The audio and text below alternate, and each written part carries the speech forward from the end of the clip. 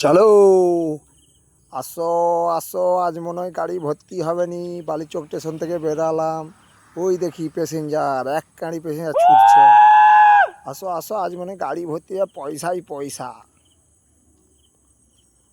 ঠাকুমা কোথায় যাবো ঠাকুমা? করে আমি টেমাথানি যাবো। ম্যাডামকে জিজ্ঞেস করলাম, ম্যাডাম বলে আমি মহাড় যাবো, মহাড়। বলি উঠে যাও তাড়াতাড়ি উঠে যাও, গাড়ি ছেড়ে দেবে, উঠে যাও। এবার গাড়িতে বসে থাকা ঠাকুমার সঙ্গে আমি একটু মজা করলাম। ঠাকুমাকে জিজ্ঞেস করলাম, তুমি কি মদ খাচ্ছ?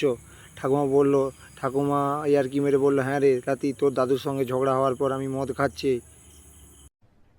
अरे कहना क्या चाहते हो? এবার ওই ধারে ঠাকুমাটা ঘুমাচ্ছিল। জিজ্ঞেস করলাম, তুমি কি রাতে ঘুমাওনি? বলে তোর দাদু কাল রাতে আমাকে ঘুমাতেই দেয়নি, তাই জন্য আমি এই গাড়ি বসে ঢুকছি। যেতে যেতে দেখি অনেক প্যাসেঞ্জার। জিজ্ঞেস করি, তোমরা কোথায় যাবে? বললো তুমি দেখতে খারাপ, তোমার গাড়িতে যাব না। বলতে না আমি চলে এলাম মন খারাপ করে। তারপরে চলে এলাম পরের স্টপেজ তেমাথানি। দেখি এক গাড়ি প্যাসেঞ্জার হেঁটে আসছে।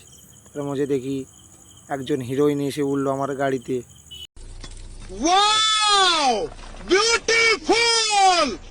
সাইডে যে দাদুটা ছিল সে বলে আমার গার্লফ্রেন্ড। তারপরে আস্তে আস্তে আমি আবার উপরে চলে গেলাম।